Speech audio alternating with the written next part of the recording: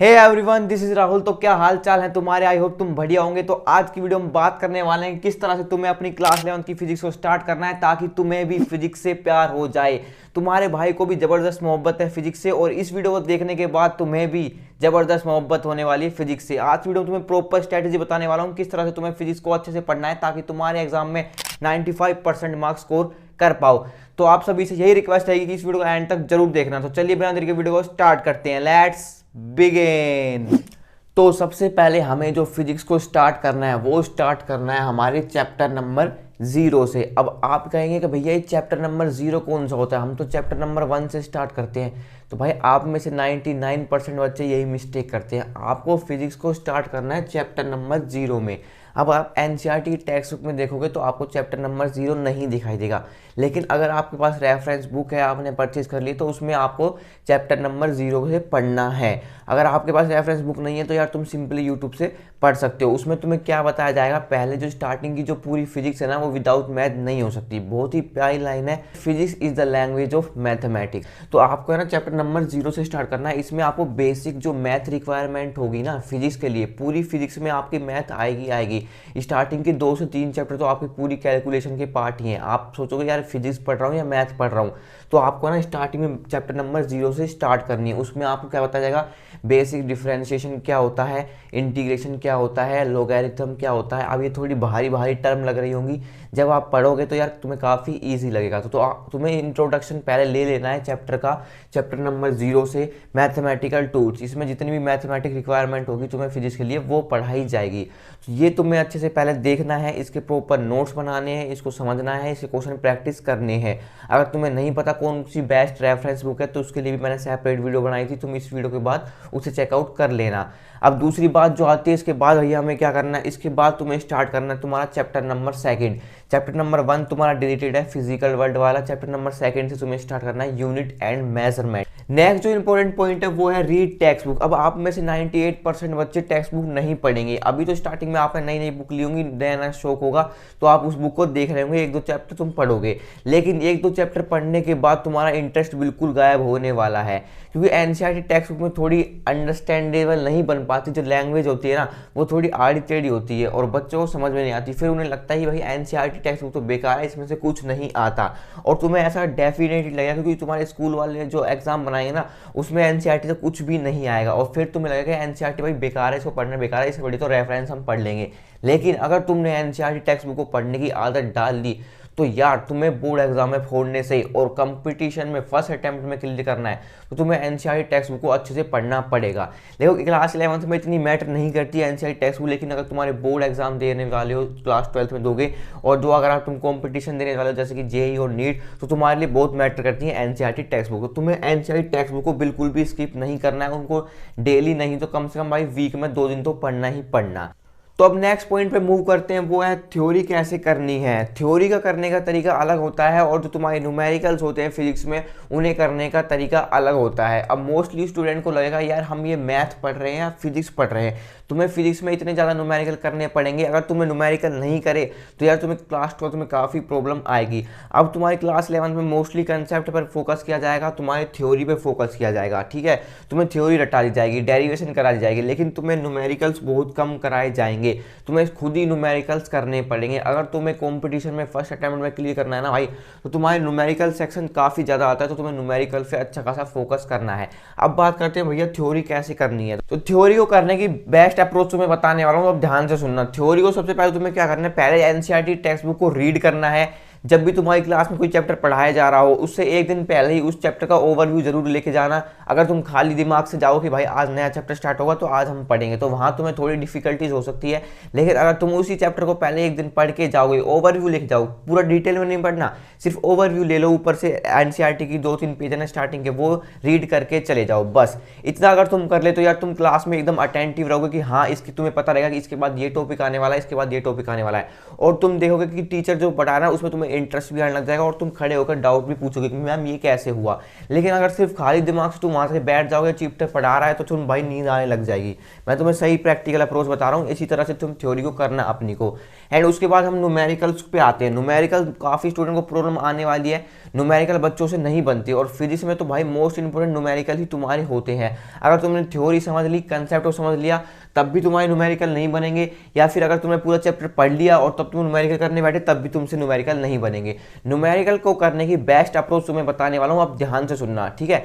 सबसे पहले तुम्हें एक चैप्टर पूरा कंप्लीट बिल्कुल भी नहीं पढ़ना है। अगर तुम ये सोचोगे ना पूरा चैप्टर कंप्लीट कर लेता हूँ उसके बाद इसके न्यूमेरिकल लगाऊंगा, तो ये सबसे बेस्ट तरीका नहीं है, ये सबसे गलत तरीका होता है। सबसे पहले तुम्हें कोई भी कंसेप्ट पढ़ना है, एक कंसेप्ट पढ़ना है, उसके बाद तुम्हें उसके सोल्ड एग्जाम्पल सोल्व करने हैं। जैसे कि आपके सोल्ड एग्जाम्पल गिवन होंगे, अगर आपके पास रेफरेंस बुक है एनसीईआरटी में तो भाई पूरे प्रैक्टिकल तरीके से बताएगा, लेकिन रेफरेंस बुक क्लास 11 में काफी काम आने वाली है, तुम रेफरेंस बुक जरूर परचेज करना। तो सबसे पहले तुम्हें कोई भी कंसेप्ट पढ़ा, फॉर एग्जाम्पल के लिए तुमने मान लो यूनिट एंड डायमेंशन का कोई टॉपिक पढ़ लिया, ठीक है, यूनिट एंड डायमेंशन का कोई टॉपिक पढ़ लिया, तो उसके तुम्हें सोल्व करने हैं एग्जाम्पल्स। अब एग्जाम्पल तुम्हारे सोल्व होंगे तो तुम्हें सिर्फ देखना नहीं है उन एग्जाम्पल को तुम्हें सोल्व करना है, उसके बाद उनकी सोल्यूशन देखनी है। फॉर एग्जाम्पल के लिए जैसे कोई एग्जाम्पल दिया हुआ है तो भाई उसको है ना हाथ से ऐसे ढक लो, ऐसे ढक लिया, उसका सिर्फ क्वेश्चन पढ़ लो। पहले तुम्हें कंसेप्ट पढ़ना है, थ्योरी पढ़ लिया एनसीईआरटी टेक्स्ट से, फिर रेफरेंस बुक की जरूरत पड़ी तो रेफरेंस बुक से उसका पॉइंट पढ़ लिया, जो जो इंपोर्टेंट टर्म थी, ठीक है, और क्या फॉर्मूला यूज हुआ है वो तुमने पढ़ लिया। उसके बाद है ना सोल्ड एग्जांपल देखना है तो यहाँ पर पहले क्वेश्चन पढ़ लोगे, उसके बाद उस नीचे जो सोल्यूशन है उसको ढक लो। उसके बाद उस क्वेश्चन को पढ़ने के बाद तुम्हें सोल्व करना है। अगर तुमसे सोल्व होता है ना तो बेस्ट है तुम्हारे, तुम्हें कंसेप्ट समझ में आ गया। अगर तुमसे सोल्व नहीं हो रहा है, सिर्फ 1-2 मिनट देख के तुम्हारा सोल्यूशन नहीं देखने लेना भाई, तुम्हारा भाई प्रैक्टिकल अप्रोच तुम्हें लगानी है। अगर जितनी प्रैक्टिकल अप्रोच लगाओगे तुम उतना ही आगे जाओगे। तो तुम्हें ना ऐसे ढक लेना है, उसके बाद तुम्हें ना सोल्यूशन देख लेनी है। अगर तुमसे नहीं होता तब देखनी है सोल्यूशन। अगर पहले ही देख के बैठोगे हाँ भाई इसमें ये फॉर्मूला लगा, इसमें ये वैल्यू पुट करिए तो हो गया, इतना ईजी मत समझना भाई। जब तुम बैठोगे ना न्यूमेरिकल सोल्व करने तो तुमसे न्यूमेरिकल सोल्व नहीं होंगे। तो यही प्रैक्टिकल अप्रोच है, पहले तुम्हें क्वेश्चन को देख लेना है, फिर एग्जाम्पल को छुपा लेना है, फिर तुम्हें खुद ट्राई करना है। अगर नहीं होता तब उन्हें की सोल्यूशन देखनी है और फिर देखना है मैं कहाँ गलती कर रहा था। फिर दोबारा तुम्हें कंसेप्ट पे जाना है और कंसेप्ट को पढ़ना है, फिर दोबारा से एक्सरसाइज का क्वेश्चन करना है। अब एग्जाम्पल मत करना, एक्सरसाइज का क्वेश्चन करना। कोई भी टॉपिक पढ़ा तुमने उसके पहले ईजी एग्जाम्पल करे, फिर उसके बाद मूव करो तो मॉडरेट पे, उसके बाद तुम मूव करोगे एक्सरसाइज वाले क्वेश्चन पे। एंड इस तरह से अगर आप करोगे ना तो तुम्हारी एनसीईआरटी जो एक्सरसाइज है ना तुम इजीली उसको अटेम्प्ट कर लोगे। एनसीईआरटी के एक्सरसाइजेज के क्वेश्चन आपके कंपटीशन में भी आते हैं, आपके बोर्ड एग्जाम में भी आते हैं, और आपके अदर रिलेटिव जो एग्जाम होते हैं ना गवर्नमेंट एग्जाम उनमें भी आते हैं। तो आपके एक्सरसाइज के क्वेश्चन काफ़ी इंपॉर्टेंट होते हैं और तुम्हारे एक्सरसाइज के क्वेश्चन काफ़ी हाई लेवल के होते हैं। अगर तुमने कंसेप्ट डीप में पढ़ रखा है तभी तुम उनको अटेम्प्ट कर पाओगे। तो सही समझ में आ गया तरीका प्रैक्टिकल अप्रोच न्यूमेरिकल करने की। तो अब नेक्स्ट पॉइंट आता है मेक शॉर्ट नोट्स। अब मोस्टली स्टूडेंट गलती यही कर देते हैं कि वो शॉर्ट नोट नहीं बनाते। अब लास्ट में क्या करेंगे, अभी तो शॉर्ट नोट नहीं बनाएंगे और लास्ट में फिर सोचना पड़ता है भाई कहाँ से स्टार्टिंग करूँ, कौन सा चैप्टर पहले पढ़ूँ। अगर एक चैप्टर पढ़ने बैठोगे तुम 1-1 घंटा 1.5 घंटा उसी में लगा दोगे। शॉर्ट नोट्स की वैल्यू तुम्हें अभी समझ में नहीं आएगी, जब तुम्हारे धीरे धीरे एग्जाम नजदीक आएंगे ना तब तुम्हें समझ में आएगी। शॉर्ट नोट का भाई बेस्ट तरीका होता है कि तुम्हें ना शॉर्ट नोट बना लोगे तो तुम्हारा चैप्टर रिवीजन काफ़ी जल्दी होता है कि तुम्हें ना मोटी मोटी बुक लास्ट में उठाने की जरूरत नहीं पड़ेगी, एनसीईआरटी की बुक जरूरत नहीं पड़ेगी। अब लास्ट में तुम ये थोड़ी करोगे कि एनसीईआरटी का एक चैप्टर पढ़ोगे फिर उसके बाद तुम्हारा रिवाइज होगा, ठीक है, उसके बाद दूसरा चैप्टर पढ़ोगे, उसके बाद फिर रेफरेंस बुक पढ़ोगे।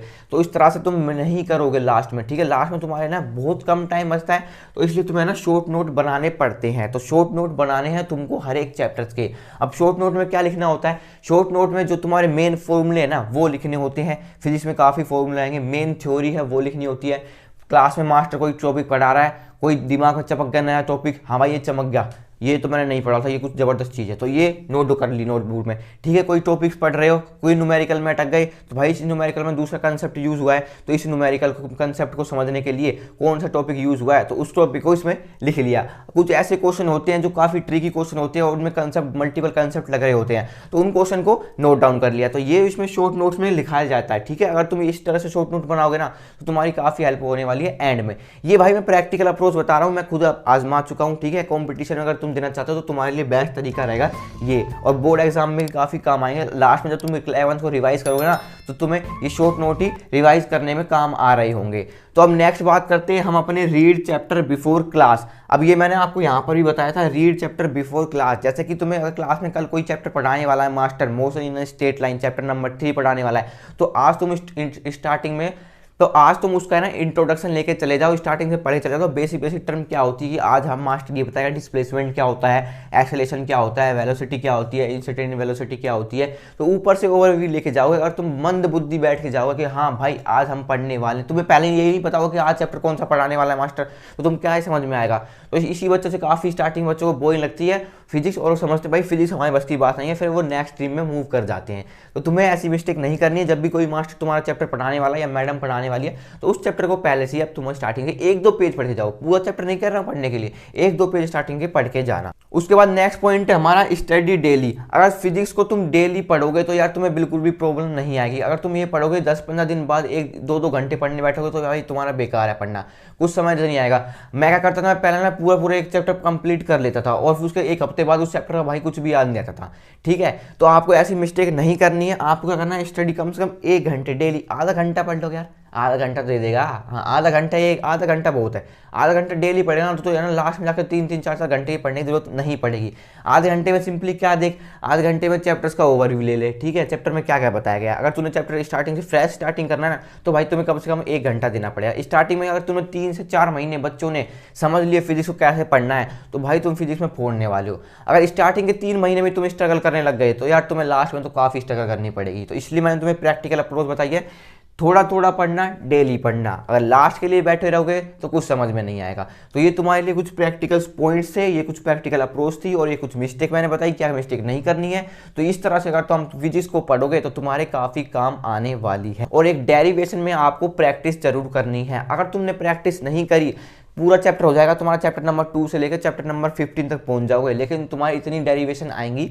ये डरा नहीं रहा हूँ भाई, तुम्हें अवेयर कर रहा हूँ कि तुम इस तरह से प्रैक्टिकल अप्रोच लगाओ कि ताकि तुम्हें प्रॉब्लम ना आए। जैसे मास्टर ने आज डेरिवेशन कराई है हमारी क्लास में, ठीक है, क्लास में डेरिवेशन कराई है, तो घर आके ना उसको डेरिवेशन को पढ़ो और दूसरी नोटबुक लो और उस डेरिवेशन को सोल्व करना स्टार्ट कर दो, पूरी कंप्लीट डेरिवेशन कर दो। और इस तरह से करोगे यार तुम्हारे माइंड में पूरी चिपक जाएगी वो डेरिवेशन, और फिर लास्ट में एग्जाम में तुम खटाखट मार करके आओगे। तो आज जो मैंने आपको बातें बताई, अगर तुम इन्हें फॉलो कर लेते हो तो यार तुम फिजिक्स के एग्जाम में अच्छे से फोड़ने वाले हो। चाहे तुम्हारा स्कूल एग्जाम हो या तुम्हारा कंपटीशन एग्जाम हो या फिर तुम्हारा बोर्ड एग्जाम हो, ये बेस्ट प्रैक्टिकल मेथड होता है फिजिक्स को करने का। तो आई होप तुम्हें वीडियो हेल्पफुल लगी होगी। ऐसे हेल्पफुल कंटेंट के लिए तुम चैनल सब्सक्राइब कर सकते हो। तो सी इन द नेक्स्ट वीडियो, तब तक के लिए गुड बाय।